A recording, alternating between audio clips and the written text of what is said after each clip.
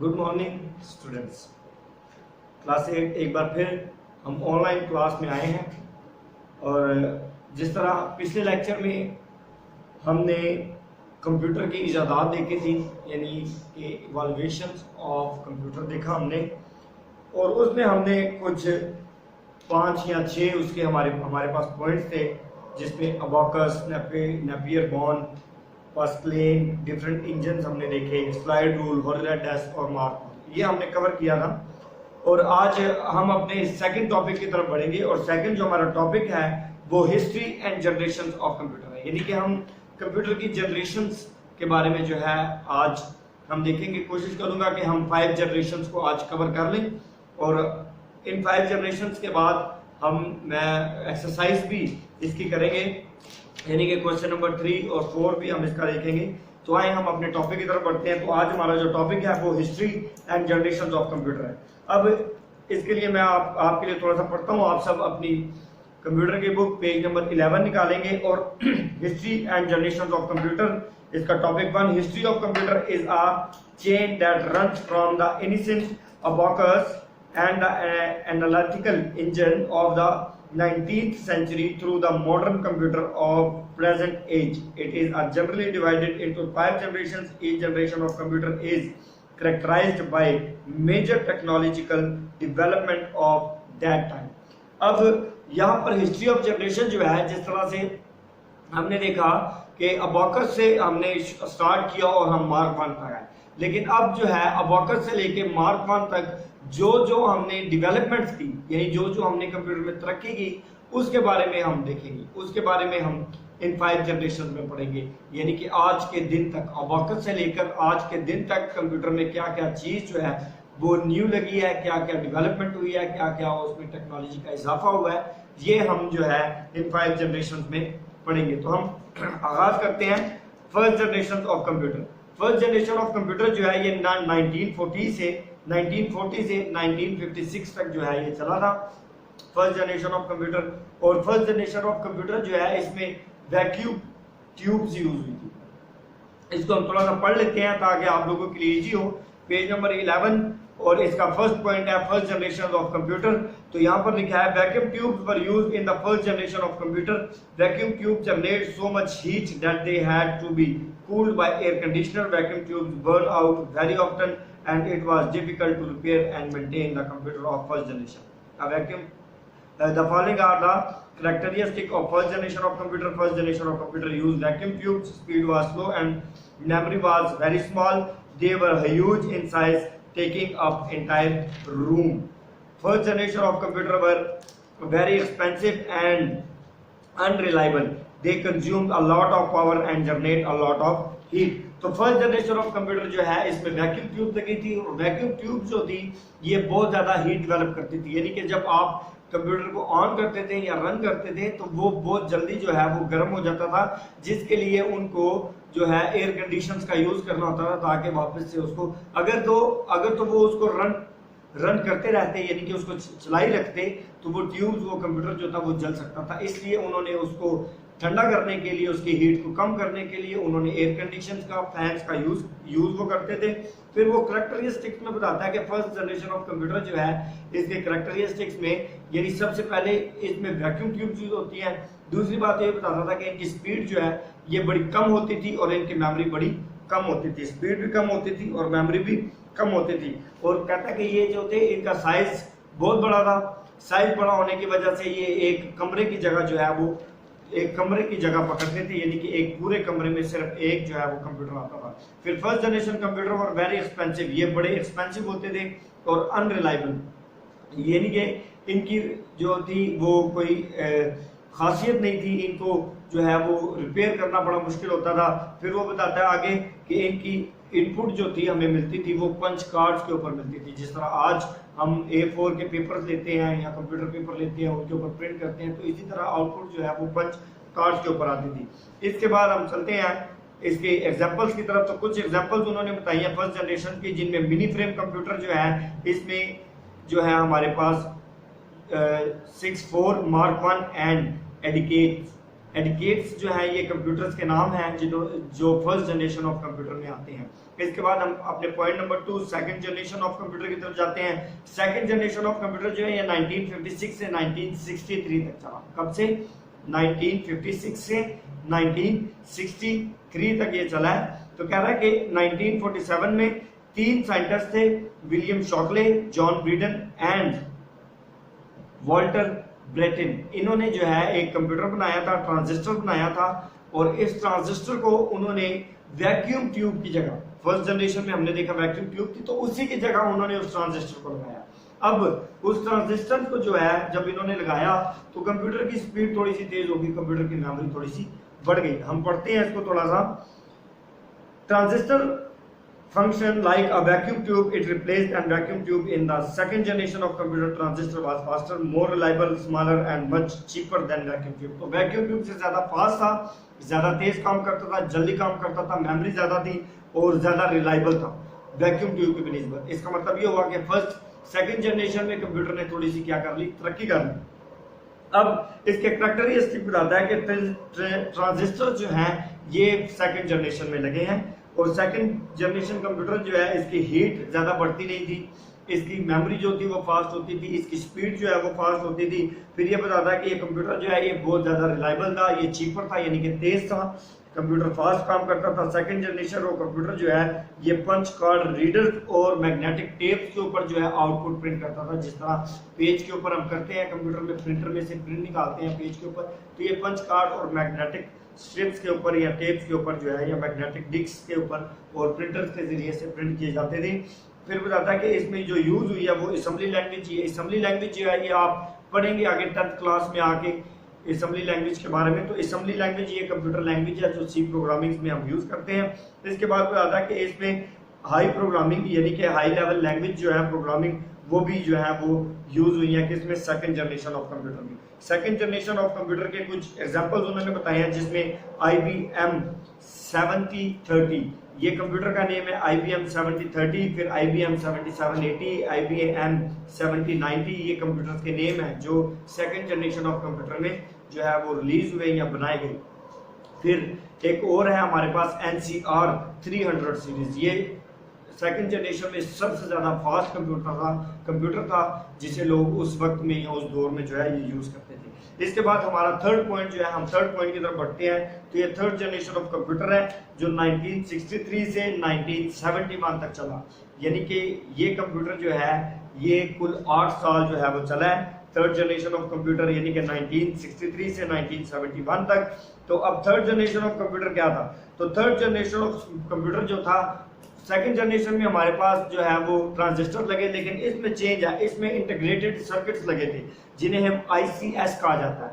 ICS इन्हें कहा जाता है इंटीग्रेटेड सर्किट्स। ये जो है थर्ड जनरेशन में लगे हैं और ये सेमीकंडक्टर चिप की तरह होते थे जो चिपका दिए जाते थे, जिस तरह आपके पास आजकल रैम होती है जिसको आप कंप्यूटर के मदरबोर्ड में आप जो है वो इन्वेंट करते हैं, लगाते हैं, उसी तरह ये इंटीग्रेटेड सर्किट जो थे ये लगते थे।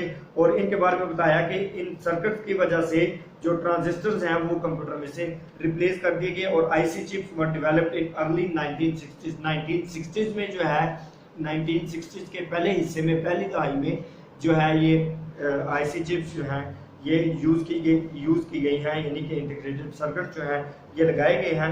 इसके बाद ये बताता है कि ये एक single increase the power of decrease the cost of computer, कहता है कि इसने कंप्यूटर की कॉस्ट को बढ़ा दिया, कंप्यूटर की स्पीड को बढ़ा दिया, इसने कंप्यूटर की वैल्यू को बढ़ा दिया। इससे आपका जो हमारा जो कंप्यूटर है यानी थर्ड जनरेशन ये बहुत ज़्यादा कॉस्टली हो गया, ये बहुत एक्सपेंसिव हो गया, यानी कि आम लोग जो थे उनकी पहुंच से कंप्यूटर बाहर निकल गया। फिर कहता है कि इनके करैक्टरिस्टिक, तो इन करैक्टरिस्टिक में बताता है कि थर्ड जनरेशन ऑफ कंप्यूटर में आईसी चिप्स यूज हुई है।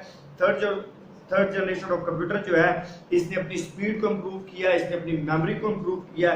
फिर कहता है कि थर्ड जनरेशन ऑफ कंप्यूटर जो है इसने इलेक्ट्रिसिटी को कम use, third generation of computer में इलेक्ट्रिसिटी का बड़ा ही कम यूज हुआ है। तो ये थर्ड जनरेशन थी। इसके बाद इसके एग्जांपल्स हैं, इसमें एग्जांपल्स में IBM सिस्टम 360 कंप्यूटर का नेम है जो बहुत ज्यादा चला था और कंट्रोल डेटा कॉर्पोरेशन जो है उन कंट्रोल डेटा कंट्रोलिंग कॉर्पोरेशन जो है उस दौर में वो इस कंप्यूटर का यूज करते थी।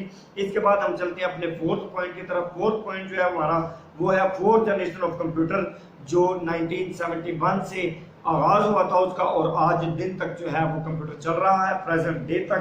कहता है in this generation of computer LSI का मतलब है लार्ज स्केल इंटीग्रेशन और वेरी लार्ज स्केल इंटीग्रेशन यानी VLSI।